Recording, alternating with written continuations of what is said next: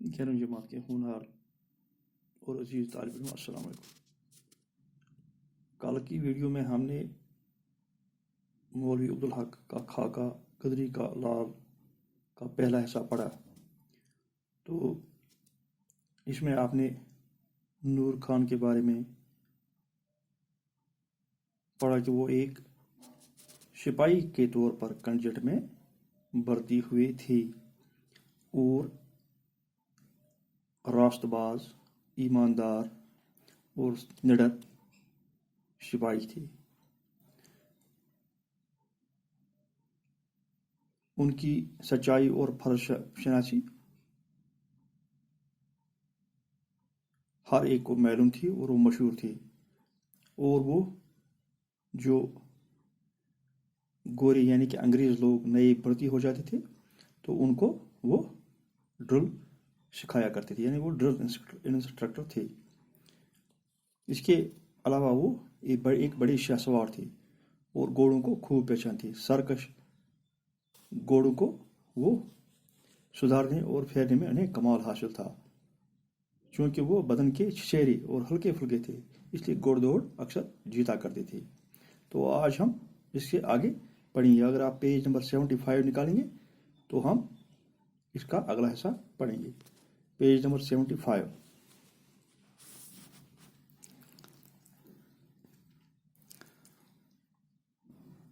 گھوڑے سدھارنے اور پھیرنے میں انہیں کمال تھا۔ تو مولوی عبدالحق لکھتے ہیں کہ نور خان کو گھوڑے سدھارنے میں بڑا کمال حاصل تھا۔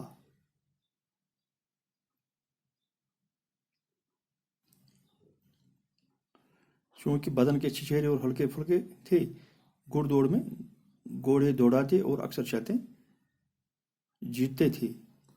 چونکہ وہ گھڑ دوڑ میں بہت ہی ماہر تھے، تو جب بھی وہ اسی دوڑ میں حصہ لیتے تھے اکثر بیشتر وہ جیت ہی جاتے تھے۔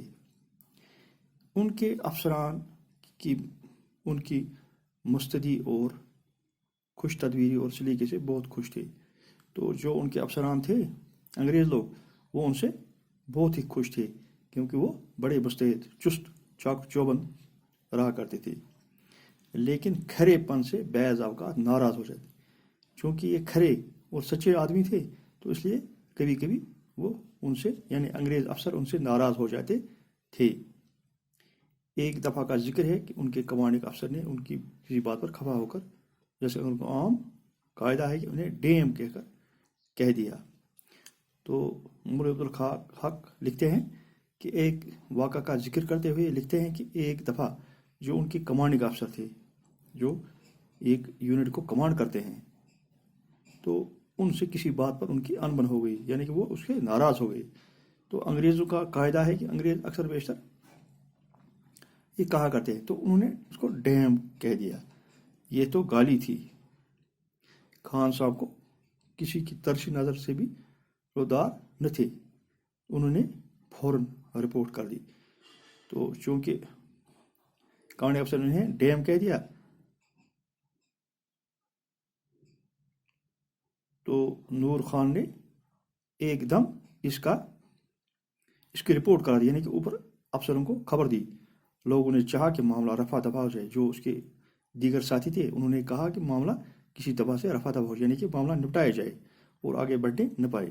مگر خان صاحب نے ایک نہ سنی۔ تو خان صاحب جو نور خان تھے، ان نے ایک نہ سنی، ان نے رپورٹ آگے جو افسر بالا تھے ان سے شکایت کر دی۔ معاملے نے طول کھینچا اور جنرل صاحب کو لکھا گیا کہ کمانڈنگ افسر کو کورٹ مارشل ہوا۔ تو چونکہ اس نے جنرل صاحب کو لکھا، تو کمانڈنگ افسر کو کورٹ مارشل ہوا جو کہ فوجی عدالت ہوتی ہے، تو اس میں اس کا یہ کیس ہوا، اور کہا گیا کہ خان صاحب سے معافی مانگ لی۔ تو کمانڈنگ افسر سے کورٹ مارشل نے کہا کہ آپ نور خان سے معافی مانگیں۔ ہر چند کہ اس نے بچنا چاہا، مگر پیشی نہ کی گئی اور مجبوراً معافی مانگنی پڑی۔ تو اس کمانڈنگ افسر نے معافی مانگنے سے بچنا چاہا، لیکن خان صاحب نے ایک نہ سنی اور اس کو آخرکار اس سے معافی مانگنی ہی پڑی۔ ایسی خودداری اور نازک مزاجی ترقی کی دوا کا رکھنا عبث ہے۔ تو ایسی خودداری اور نازک مزاجی جو آدمی رکھے تو اس کو ترک کرنا ابس یعنی کہ ناممکن ہے. نتیجہ یہ ہوا کہ دفعہ دار سے آگے نہ بڑھے. تو اس کا نتیجہ یہ ہوا کہ نور خان دفعہ دار جو ایک عہدہ ہوتا اس میں فوج میں تو اس سے آگے بڑھ نہ سکی. اچھے برے ہر قوم میں ہوتے ہیں. جو لوگ اچھے اور برے ہوتے ہیں وہ ہر قوم میں ہوتے ہیں. شریف افسر خان صاحب کی سچائی اور دیانتداری اور جفاکشی کی بڑی قدر کرتے تھے. مولوی عبدالحق لکھتے ہیں کہ جو اچھے افسر تھے، شریف افسر تھے، ان کی سچائی اور دیانتداری اور ان کی محنت کی بڑی قدر کرتے اور ان کو اپنی اردلی میں رکھتے تھے. مگر بعض ایسے بھی تھے جو ان کے سر میں خناس سمایا ہوا تھا. انہیں خان صاحب سے یہ ڈنگ پسند نہ تھے. تو ایسے بھی افسر تھے جو اس ایمانداری سے جلتے تھے. تو وہ اس کی خودداری سے جلتے تھے. تو جو اچھے افسر تھے وہ ان کو اپنے اردلی میں رکھتے تھے. انہیں خان صاحب سے ڈنگ پسند نہ تھے اور ہمیشہ ان کے نقصانات پہ بے دبے رہتے تھے. اور کچھ افسر جو اس سے جلتے رہتے تھے تو وہ اس سے ہمیشہ نقصان پہنچانے کی طاق میں رہتے تھے. ایسے لوگ اپنی اور اپنی قوم والوں کو خودداری کے جوہر شرافت سے سمجھتے تھے. لیکن اگر یہی جوہر کسی اور پیج نمبر 76 نکالیے میں ہوتا تو غرور اور گستاخی پر معمول کرتے. تاہم ان کے اکثر انگریز افسران ان پر بہت مہربان تھے. خاص کر کرنل فرنٹین ان کی بڑی عنایت کرتے تھے. تو کچھ انگریز افسر ان پر بڑے مہربان تھے. ان میں خاص کر کرنل فرنٹین. اور خان صاحب اس قدر اعتبار تھا کہ کسی اور پر ہو. جب کرنل صاحب نے اپنی خدمت میں استعفیٰ دے دیا تو اپنا تمام مال اسباب اور سامان جو 1000 روپے کا تھا خان صاحب کے سپرد کر دیا. تو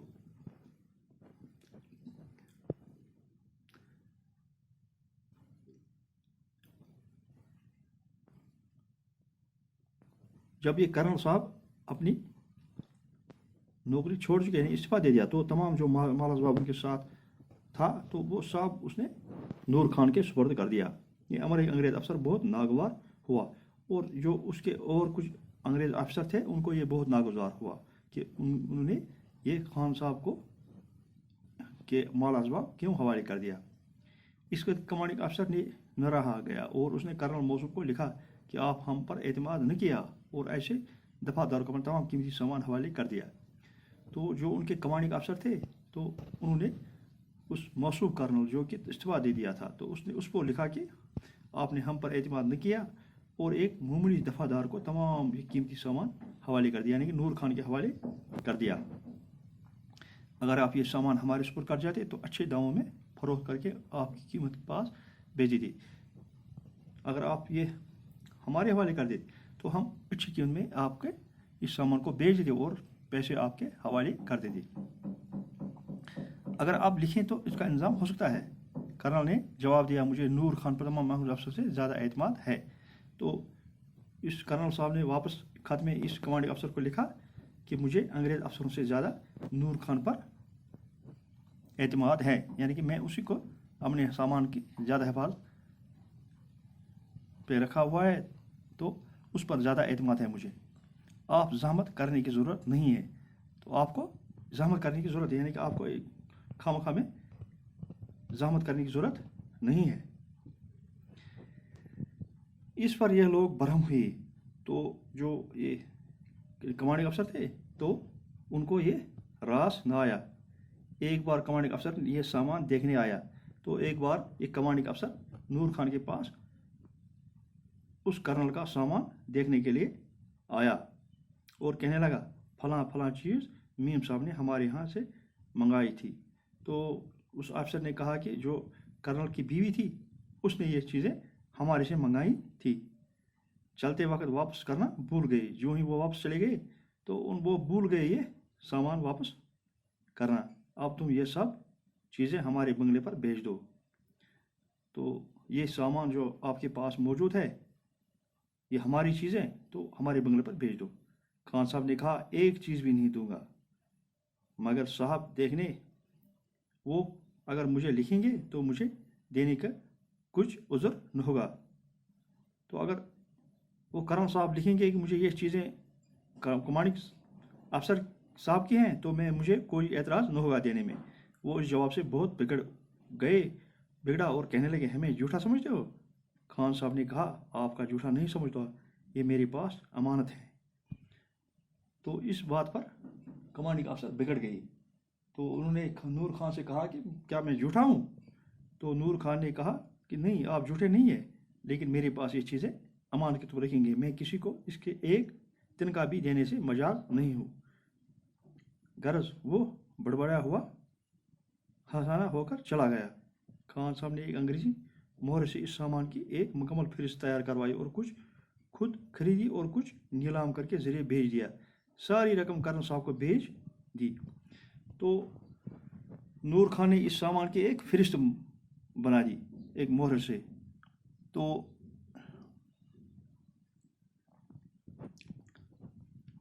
कुछ चीज़ें नीलाम कर दी और कुछ खुद खरीदी, और जो रकम इसमें सब बनी तो वो कर्नल साहब को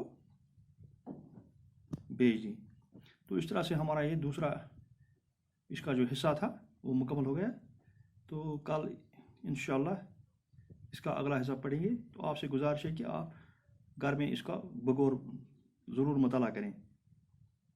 और जो मैंने पिछली वीडियो क्लास में आपकी जांच के लिए, टेस्ट के लिए कुछ सवाल भेज दिए हैं, उनके जवाब आप अपनी कॉपी में ज़रूर लिखें ताकि वक्त ज़रूरत आपको काम आ सके। बाकी वसलाम।